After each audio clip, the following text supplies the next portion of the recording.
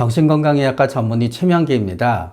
오늘은 애정결핍에 대해서 우리가 알아보고자 합니다. 애정결핍이란 어떤 것인지 제가 설명을 해드려 보겠습니다. 애정결핍은 생각하면 아주 간단합니다. 내가 누군가의 애정이 필요하다. 그러면 그게 애정결핍입니다. 그러나 또 이렇게 될 수도 있습니다. 옆에서 볼 때는 엄청나게 사랑을 많이 받고 있어요. 그러나 본인은 애정결핍이라고 느껴요. 내가 원하는 수준의 사랑을 받지 못하면 옆에서 보기에는 사랑을 많이 받아도 난 애정결핍입니다. 그리고 또 이런 경우도 있어요. 모든 사람이 그 사람을 사랑해요. 그러나 나는 애정결핍이라 그래요. 왜냐하면 나는 그 사람들이 아닌 저 딱 한 사람의 사랑을 원하거든요. 그래서 나의 생각에 내가 현재 고통받고 있는데 애정이 부족해서 고통받고 있다. 혹은 내가 받고 있는 고통이 누군가 나를 진정 사랑해주면 사라질 것 같다. 그러면 바로 그거는 애정결핍이라고 할 수 있는 겁니다. 애정결핍은 그러다가 보니까 굉장히 다양한 상황에 우리가 쓰이게 되어버립니다. 어떤 분이 너무너무 외로워. 그럼 그것도 애정결핍이라고 하게 됩니다. 사랑하는 사람이 헤어진 다음에 너무너무 마음을 아파해요. 그러면 그때도 우리는 애정결핍이라고 하게 됩니다. 꼭 누가 옆에 있어야만 되고 혼자서는 밖에 못 나가요. 그것도 어떤 의미에서는 애정결핍이라고 하게 되는 거예요. 또 어떤 분이 한 사람을 사귀지 못하고 매일매일 다른 분을 갖다 만나서 관계를 가져요. 그때 역시 진정한 사랑을 만들지 못하기 때문에 애정결핍이라고 하게 되는 겁니다.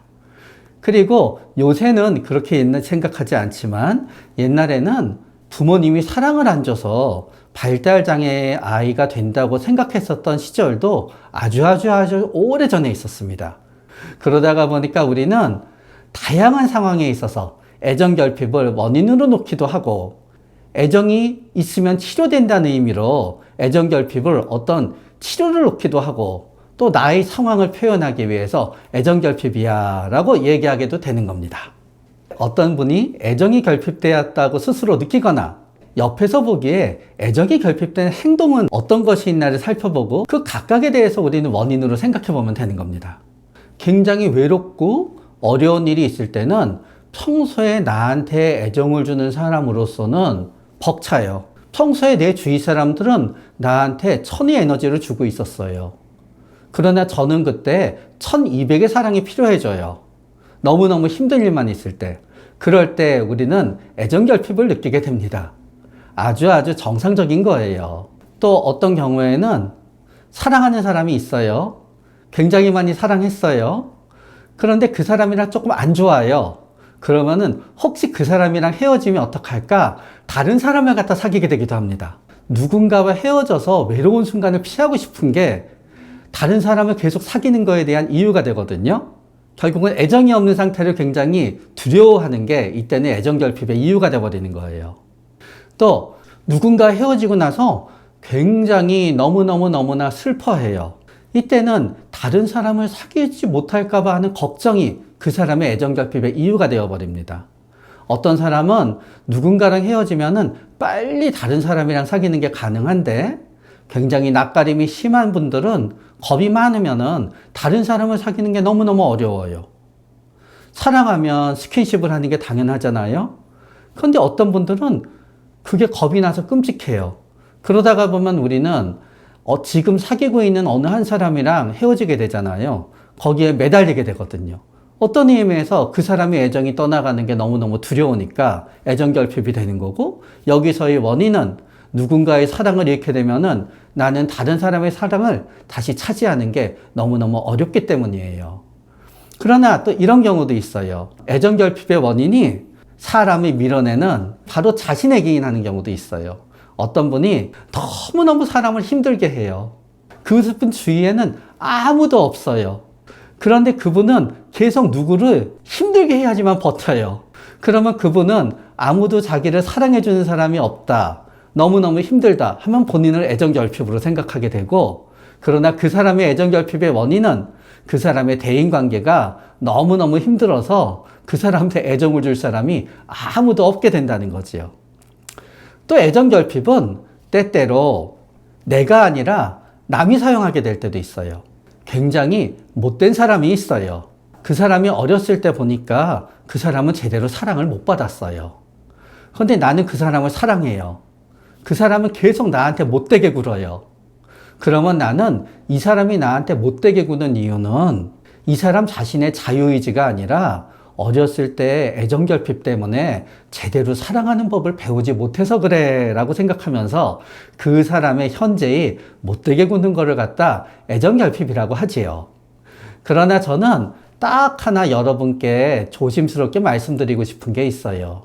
누군가를 애정결핍이라고 규정할 때 굉장히 조심해야 되는 이유는 뭐가 있을까요? 내가 힘들잖아요? 내가 나에 대해서 나는 애정결핍 상태야 하는 거는 괜찮아요. 내가 남에 대해서 저 사람이 저런 거는 애정결핍 때문인가 봐 하면서 도와줄 때도 애정결핍은 괜찮아요, 쓰면. 그러나 제가 저 모양 저꼴인 거는 사랑을 제대로 못 받아서 애정결핍 때문에 쟤는 저 모양 저꼴이 됐어 라고 하면서 애정결핍을 낙인처럼 사용하면 안 되는 거예요. 애정결핍이 어려서 부모님 사랑을 못 받아서 그런 건지 궁금하시는 분들이 굉장히 많습니다. 애정결핍이 어려서 부모님 사랑을 못 받았다라고 하는 거는 많은 부분에 애착이론과 관계가 되어 있습니다. 이런 거예요. 어떤 한 요쪽에 있는 아이들은요, 어렸을 때 부모님이 계속 열심히 돌봐서 부모님과의 애착 형성이 잘 돼 있다라고 전제하는 거예요. 근데 이쪽 아이들은 부모님 한 분 혹은 두 분이랑 잘 지내지 못했던 거예요. 그렇기 때문에 부모님과 애착 형성이 잘 된 아이들은 나이가 들어서도 굉장히 훌륭하고 부모님과 애착 형성이 안 돼 있으면은 나이가 들어서 힘들게 산다. 이게 한마디로 말하면은 애착 이론인 거예요. 그런데 이런 애착 이론에 대한 연구들을 보게 되면은요, 아주 오래전에 이루어져 있어요. 그리고 애착 이론이 이루어질 때는 우리는 유전자가 뭔지도 모르고 DNA가 뭔지도 제대로 몰랐을 때 연구가 이루어져 있어요. 그렇기 때문에 그 사람이 원래 갖고 있는 성질이나 성격이나 기질이 작용한다는 것을 전제하지 않았던 거예요. 이쪽은 잘 살고 이쪽은 못 살고 해서 기질과 성격과 타고 태어난 점을 다 제하고 나서 변하는 부분만 애착에 의해서 설명이 된다고 해야 되거든요. 그런데 그 부분을 제대로 전부 다 제외하고 그 부분을 통계 처리한 연구가 없어요. 그러니까 애착의 이론에 대한 연구는 그렇게 엄밀한 과학성을 띠고 있지 않아요. 그런데 어떤 사람이 현재 애정이 결핍되어 있는 양상을 보이면은 어려서 애정이 부족했나 봐 라고 얘기하게 되는 거지요.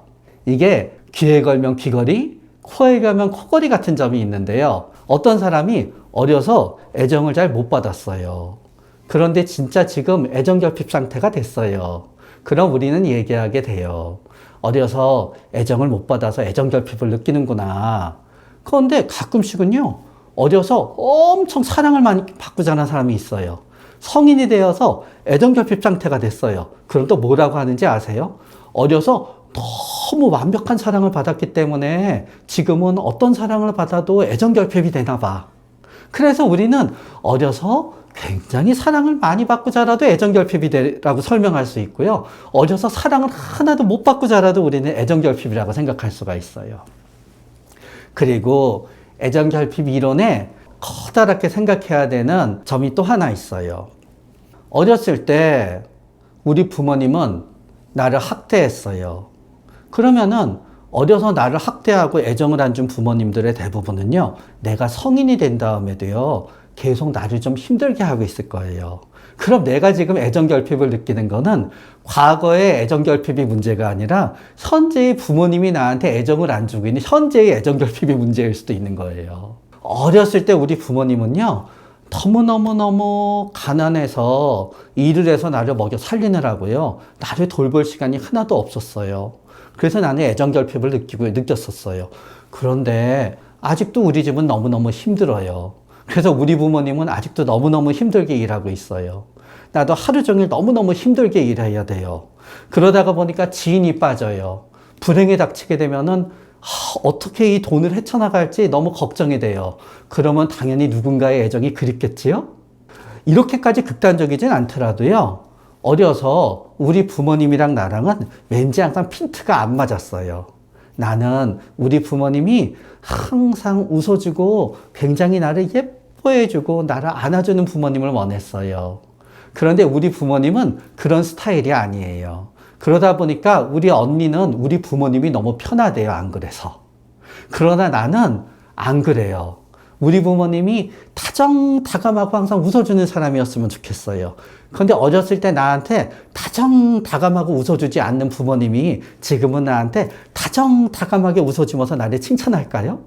아닌 거예요. 그러다가 보니까 나는 어디선가 칭찬해 줄 사람이 필요해요. 그래서 나는 애정결핍이 되는 거지요.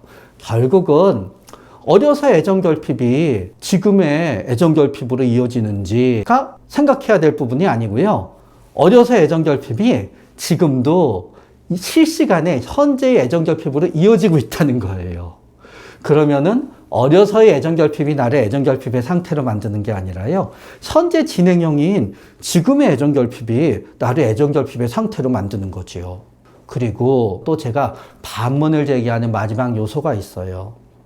어렸을 때부터 나는 잠을 갖다 제대로 자지 않아서 우리 부모님은 나를 갖다 재우느라고 밤에 너무 고생을 해서 낮에 나를 갖다 예뻐해 줄 수 없었어요. 나는 그 다음에 큰 다음에는요, 하루 종일 맨날 소리만 지르고요, 뭘 하든지 울기만 했어요. 우리 부모님은 나를 최선을 달래주려고 했지만 나는 항상 운 기억밖에 없어요. 나는 애정결핍이겠지요. 나는 학교 다니면서 내내 친구들을 때리면서 다녔어요. 그래서 우리 부모님은 나만 보면 맨날 야단을 치게 되었어요. 그러면은 우리 부모님이 부모님의 사랑을 나한테 느끼게 해주기는 너무 어려울 거예요. 애정결핍은 단지 일방적으로 부모로 인해서 만들어질 수가 없어요. 현재의 나의 애정결핍에 부모의 책임이 더 많냐, 나의 책임이 더 많냐, 그거는 다 다를 거예요. 어떤 집은 어떤 경우에 나의 애정결핍은 6대 4 정도일 수 있어요. 6이 부모님이고 4가 나일 수도 있어요. 어떤 경우에는 내가 6이고 부모님이 4일 수 있어요. 어떤 경우에는 8대 2일 수 있겠지요. 그러나 100대 0은 어느 쪽이든지 매우 드물 거라는 생각을 해봐요. 만약에 그 부모님이 어떤 자녀를 매일 욕하고 굶기고 때렸으며 현재도 욕하고 성인이 된 자녀를 욕하고 때리고 착취하고 있다 그러면 100대 0이에요. 만약에 어떤 자녀가 어렸을 때부터 발길질하고 부모님을 때리다가 지금도 술 먹고 맨날 부모님을 때리고 욕하고 있으면은 그때 역시 자녀가 100에 문제가 있는 100대 0이에요. 그러나 이런 엄청난 극단적인 경우가 아니면은 99대 1이건 아니면은 99.9대 0.1이건 100대 0, 0대 100은 아닐 수 있다는 거지요. 그래서 저는 어렸을 때의 사랑받지 못함이 현재 애정결핍으로 이어진다라는 거에 대해서 공감하지 못할 때가 가끔씩은 있어요. 우울증인 경우 애정결핍이 더 심해지나 궁금해하는 분들이 참 많습니다. 우울증인 분들은 모두가 다 일정 부분은 애정결핍을 느끼게 됩니다. 우울증의 가장 커다란 증세는 무기력하고 나약해진다는 거예요. 무기력하고 나약해지게 되면은 기댈 누군가가 필요하지요. 바로 애정결핍입니다. 기댈 누군가를 원하는 마음은 결국은 애정을 갖고 나를 대해줄 사람을 원하게 되는 거거든요. 그리고 현재 나의 능력이 떨어지기 때문에요. 미래에 대해서도 굉장히 절망적이 됩니다. 나의 과거에 대해서도 전부 다 실패투성이로 받아들여요. 왜냐? 우울증에 걸려서 내가 힘들어져 있는 거는 내가 아무것도 없는 실패 상태가 되어 있는 거잖아요. 그러니까 나의 과거는 오로지 실패를 위해서 이루어진 거거든요. 그러다가 보니까 나를 도와줄 누군가를 간절히 원하게 되지요. 그런데 우울증일 때 특히 애정결핍이 되는 이유가 있습니다. 우리는 누군가 우울증이 되면은 즉시 나는 우울증인 사람을 알아차릴 수 있다고 생각합니다. 그러나 우울증인 분들 중에서 많은 분들이 겉으로 볼 때는 너무너무 멀쩡해 보이십니다. 그러다가 보니까 우리는 누군가 갑자기 내 주위에서 떠났을 때 그 사람이 어저께 볼 때만 해도 그렇지 않았어 라고 생각을 하고 그 사람의 마지막 전화를 갖다 받지 못하게 되는 굉장히 슬픈 일이 있지요. 그래서 주위에서 그분들이 힘들다는 것을 모르기 때문에 애정을 못 주게 돼요. 그러다가 보니까 더욱더 애정 결핍을 느끼게 되는 거예요. 가끔 힘들어서 짜증내게 되잖아요. 내가 힘들다는 걸 그분들은 모르기 때문에요. 오히려 애정이 결핍되어서 애정을 필요로 하는 나한테 짜증을 내고 생활을 규칙적으로 해라. 언제 정신을 차릴 거냐? 넌 그렇게 나약하냐? 네 힘으로 극복을 해봐라. 오히려 나를 갖다 더 닥달하거든요. 그러면 나는 더욱더 애정 결핍을 느끼게 되고요. 더군다나 나를 닥달하는 사람이 나의 가족이나 나의 애인이나 나의 배우자잖아요. 내가 당연히 사랑을 받아야만 된다는 상대로부터 닥달을 당하게 되잖아요. 나의 애정 결핍은 진짜 극도에 달하게 됩니다. 우울증일 때 애정 결핍을 느끼게 되는 근데 또 다른 유형이 있습니다. 혼자 있고 싶어지는 마음이에요. 또 마냥 혼자 있고 싶어지는 게 아니에요. 어떨 때는 혼자 있고 싶어요. 혼자 있고 싶을 때 누가 괜히 옆에 있잖아요. 그 사람을 쫓아보내요. 혼자 내버려둬. 또 굉장히 힘든 시간이 되잖아요. 옆에 누가 있어야 될 것 같아요. 또 이리 와서 날 좀 도와줘 그래요. 한마디로 말하면은 내 맘대로 상대방을 오라가라 하게 되는 거예요. 옆에 있어줘? 좀 혼자 있게 해줘. 옆에 있어줘? 혼자 있게 해줘. 근데 내가 혼자 있게 할 때 애정을 주려고 오잖아요. 혼자 좀 내버려 두라니까 하고 쫓아내요. 그런 다음에 이제 외로움을 느끼게 되잖아요. 그때 안 오잖아요. 왜 날 이렇게 내버려 두는 거야 그러는 거예요. 그러다가 보니까 나중에는 상대방이 지치게 돼요. 그러다가 보니 나 혼자 남게 돼요. 그러니까 세상에서 나를 갖다 좋아해주는 사람은 하나도 없구나 하면서 나는 애정결핍을 느끼게 되기도 하지요. 애정결핍 때문에 불안해질 수도 있나요? 굉장히 많은 분들이 내가 애정결핍이라고 느끼면서 굉장히 커다란 불안감을 느끼게 됩니다. 그러나 요렇게 생각해 보게 돼요. 그분이 항상 옛날에 혼자서도 잘 지내던 분이었어요.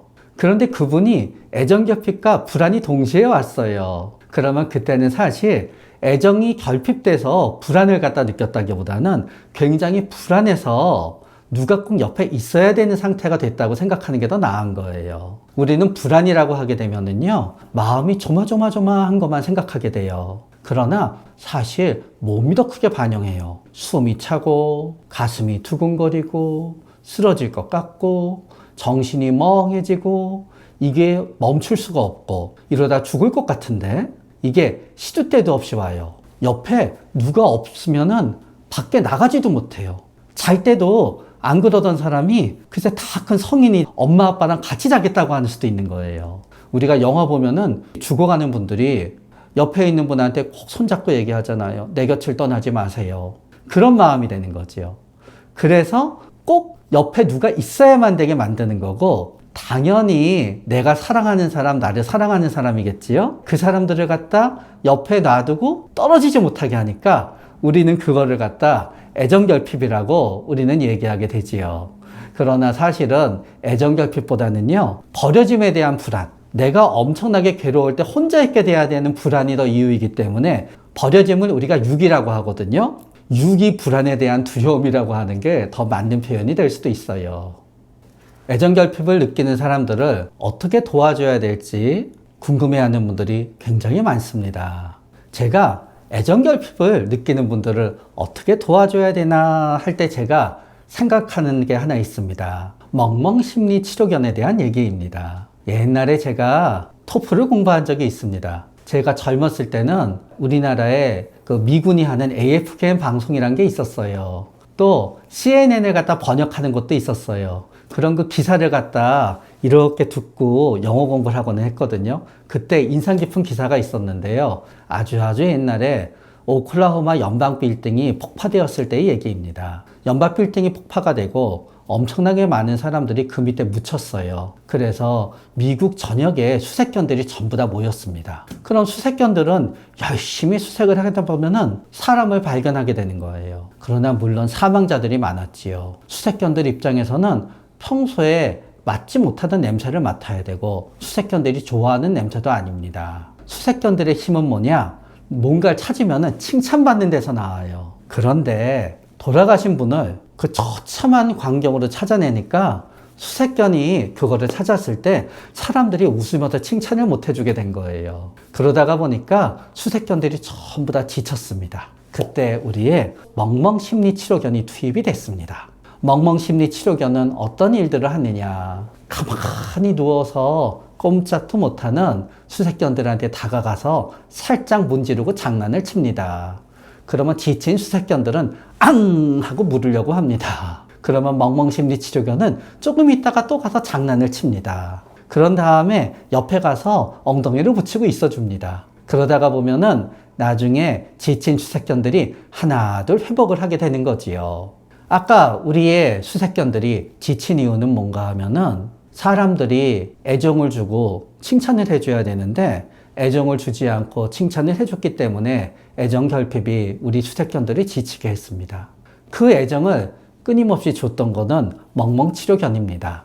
멍멍치료견은 네가 왜 이런지 가르쳐주지 않습니다. 네가 어떻게 해야 되는지 지시하지도 않습니다. 오로지 하는 거는 애정을 주는 거지요. 우리가 애정 결핍인 분들을 대할 때도 마찬가지입니다. 애정이 결핍돼서 괴로운 분들은 내가 사랑이 필요해 라고 얘기하시는 경우도 있지만 대부분 자신의 힘든 얘기를 반복합니다. 어떤 분은 굉장히 화가 나 있습니다. 커다란 목소리로 계속 자기가 괴로웠던 얘기를 끝없이 합니다. 그거를 듣다가 보면은요, 듣는 사람들은 물론 저분이 나한테 화를 내지 않는다는 건 압니다. 그러나 계속 화나는 얘기를 듣다가 보면 생각하게 됩니다. 내가 잘못한 것도 없는데 왜 이렇게 나한테 화를 내고 있는 거지? 하면서 지쳐갑니다. 어떤 분은 계속 웁니다. 뭐라고 말을 해야지 나도 말을 할 텐데 그냥 계속 우는 사람 옆에 있어야 되고 계속 우는 목소리를 들어야 됩니다. 너무너무 지치고 힘듭니다. 어떤 분은 같은 고민을 계속 반복해요. 그냥 듣고 있으면 안 되잖아요. 그분의 얘기를 성실하게 듣다가 보니까 나는 열심히 충고합니다. 그러나 그 다음날 또 같은 고민을 되풀이합니다. 1시간 동안 그 고민을 열심히 들으면서 또 내 나름대로의 똑같은 충고를 합니다. 그 다음날 같은 얘기를 또 반복하게 되십니다. 결국은 어떻게 되느냐. 나중에는 지칩니다. 마치 내가 착취당하는 것 같은 거예요. 왜냐하면은 우리는 남한테 도움이 될 때 뭔가 내가 해서 도움을 주기를 원해요.